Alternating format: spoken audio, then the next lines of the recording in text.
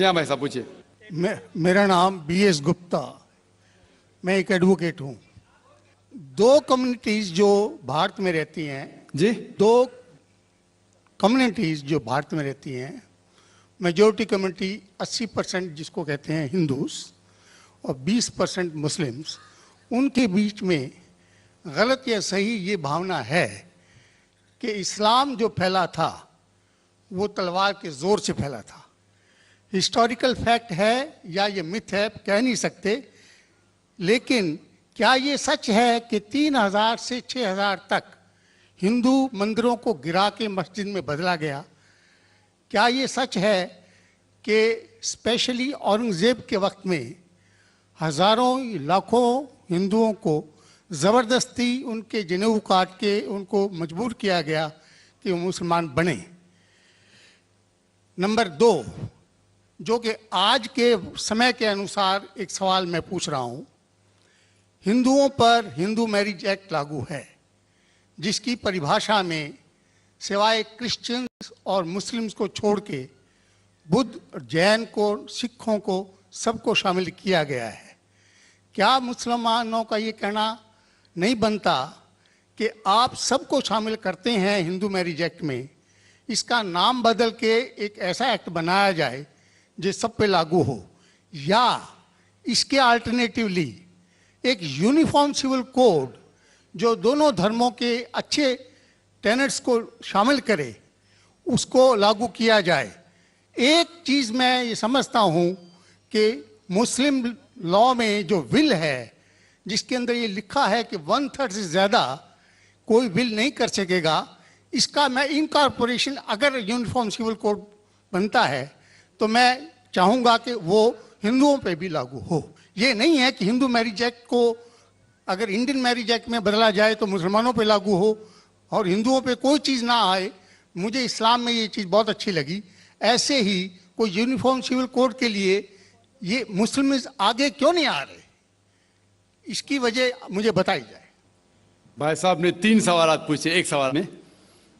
पहला सवाल कि हिस्ट्री से पता चलता है कि इस्लाम तलवार के जोर पे फैला कि नहीं, लेकिन ये मुझसे पूछ रहे क्या ये हकीकत नहीं है कि 3000 से ज़्यादा मंदिरें गिराई गई थी और मस्जिद बनाए गए और बहुत से लोगों का कत्ल किया गया?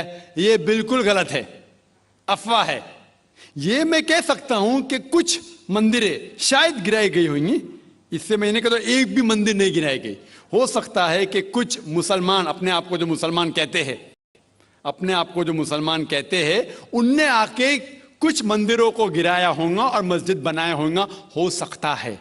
लेकिन ये कहना कि 3000 से 6000 मंदिर गिराए गए, ये बिल्कुल अफवाह है, बिल्कुल गलत है, बेबुनियाद है, बिल्कुल बेबुनियाद है। कुछ मुसलमान राजाओं ने गलत काम किए होंगे, उससे आप इस्लाम को दोषी नहीं ठहरा सकते। अगर हिटलर ने 60 लाख यहूदी को जिंदा जलाया तो मैं कह सकता हूं कि क्रिश्चियनिटी खराब है? बिल्कुल बेबुनियाद है। वो हिटलर ने किया, बाइबल में तो ही लिखा है कि जलाना चाहिए। इसी तरीके से ये खाली अफवाह है।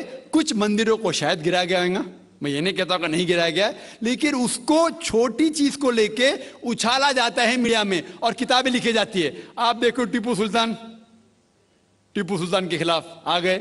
आज भी आप जाएंगे मैसूर के अंदर, उसके आजू बाजू आप देखेंगे तो टीपू सुल्तान के जो आंगन के अंदर है उसके अंदर मंदिर है। अगर आप ये कहते सच है कि 3000 से 6000 मंदिर को गिराया गया था, तो आप कैसे जिंदा बचे? आप कह रहे थे कि हजारों लोगों को कत्ल किया गया, आप कैसे जिंदा बचे? आप जिंदा बचे ये शहादत दे रहा है कि मुसलमान तलवार के जोर पे नहीं फैला। अगर ये सच होता था, आपने कहा हजारों लोग का कत्ल किया, कुछ लोग का शायद कत्ल किया गया। देखो हर मजहब में there are black ships in every community. कुछ लोग हर मजहब में खराब निकलते हैं, वो मजहब की गलती नहीं, वो मजहब के मानने वाले की। क्रिश्चियन में आपको कुछ खराब लोग मिलेंगे, मुसलमान में मिलेंगे, हिंदू में मिलेंगे। अभी आप देखेंगे हिंदुस्तान के मुसलमान कुछ लोग ड्रग में डील करते, ड्रग में धंधा करते। ड्रग तो हराम है इस्लाम में, करते तो उनको दोष देना चाहिए, इस्लाम को नहीं।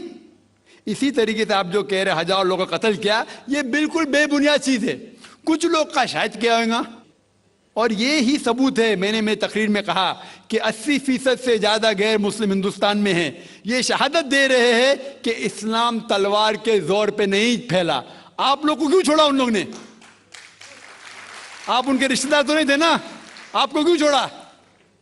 800 ملین 80 کروڑ غیر مسلم کو چھوڑا کیوں ان نے؟ کیوں چھوڑا؟ اگر دم ہی تھا حکومت کی 1000 سال سب لوگ کو مسلم بناتے تھے۔ اس سے یہ ظاہر ہوتا ہے کہ اسلام تلوار کے بلبوتے پہ نہیں پھیلا، کئی لوگ، کئی غیر مسلم اسلام سے متاثر ہو کے انہوں نے اسلام قبول کیا۔ تو یہ کہنا بالکل غلط ہے۔ آپ کا دوسرا سوال کہ ہمیں کیا کرنا چاہیے؟ یہ علیحدہ لا نہیں ہونا چاہیے، سب ایک ہی کامن سول کوڈ ہونا چاہیے، اور سب مذہب کی اچھے چیزیں لے کے کامن سول کوڈ کرنا چاہیے۔ میں آپ کے بالکل ساتھ ہوں، باقی مسلمان شاید آپ کے خلاف ہوں گے، میں آپ کے ساتھ ہوں۔ کیوں میں ساتھ ہوں آپ کے؟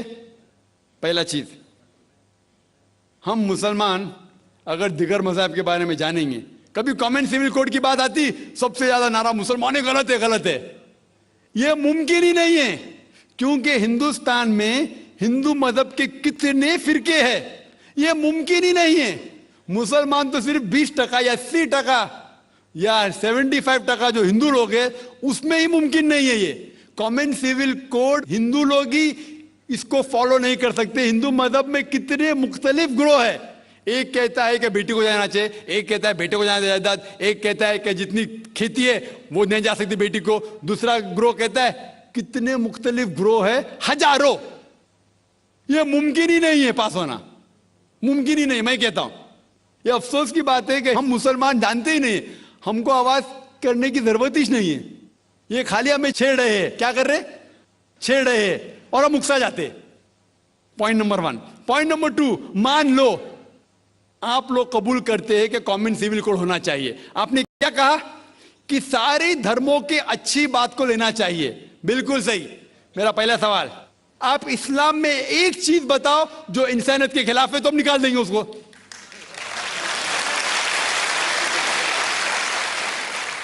آپ کا یہ کہنا بالکل صحیح ہے کہ باقی مذاہب کی اچھی چیزیں جو ہے، مثال کے طور پہ میں نے تقریر کی سملیرٹیز بٹوین ہندوازم اینڈ اسلام، تو جو اچھی چیزیں ہندوازم کی میں لے چکا ہوں۔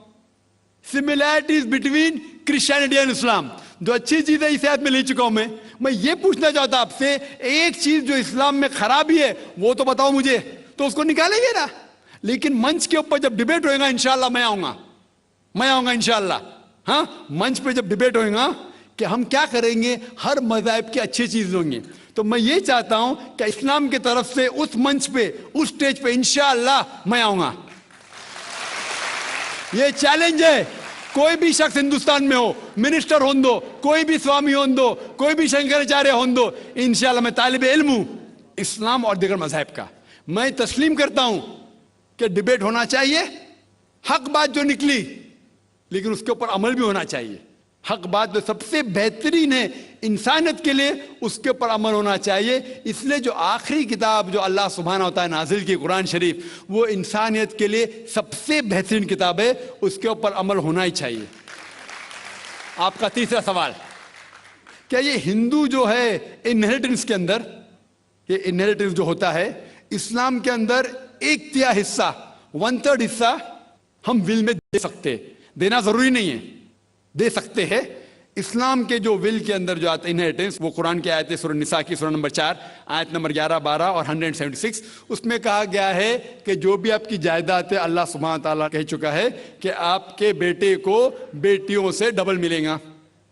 آگے لکھا گیا ہے آپ کے والدین کو 1/6 ملے گا، صرف اگر بچے ہیں تو والد والدہ کو دونوں کو 1/6، اگر بچے نہیں ہیں تو والدہ کا 1/3۔ آگے بڑھتی آیت نمبر 12 پہ لکھا ہے کہ آپ کی بیویاں جو آپ کے لیے چھوڑیں گی، اگر بچے نہیں آپ کو آدھا ملے گا، بچے ہیں تو 1/4 ملے گا۔ آپ جو آپ کے بیویاں کے لیے چھوڑتے ہیں، بچے نہیں تو ان کو ملے گا 1/4، 1/4، بچے ہیں تو 1/8، 1/8۔ یہ ڈیفیکلٹ ہے یاد رکھنا، آپ جا کے ریفرنس دیکھ سکتے ہیں، سورہ نساء سورہ نمبر 4 آیت نمبر 11 سے 12۔ اور اس کے بعد اگر آپ کس کو ول کرنا چاہتے ہیں اپنی جائیداد میکسیمم 1/3, لیکن یہ ول جو کریں گے آپ, یہ ان لوگوں میں سے نہیں ہونا چاہیے. آپ نہیں کہہ سکتے کہ میں میرے بیٹے سے زیادہ محبت کرتا ہوں, بڑے بیٹے سے, اس لیے اس کو زیادہ دوں گا, یہ بالکل غلط ہے. لیکن جو یہ دائرے میں نہیں آتے ہیں انہیریٹنس کے, ان کو آپ 1/3 حصہ دے سکتے ہیں. آپ کہتے ہیں آپ کو یہ چیز بہت پسند ہے, آپ بھی کرنا چاہتے ہیں, آپ کو کون روک رہا ہے؟ انڈین گورنمنٹ کے حساب سے آپ اگر ول کریں گے, کیا میں میرا 1/3 حصہ دینا چاہتا ہوں, کوئی بھی روک نہیں سکتا ہوں, میں بھی نہیں, نہ منسٹر بھی نہیں. اور پورا اگر فالو کرنا چاہتے سچا دھرم, آپ اسلام قبول کر سکتے, ہم آپ کو ویلکم کرتے. وآخر دعوانا الحمدللہ رب العالمین.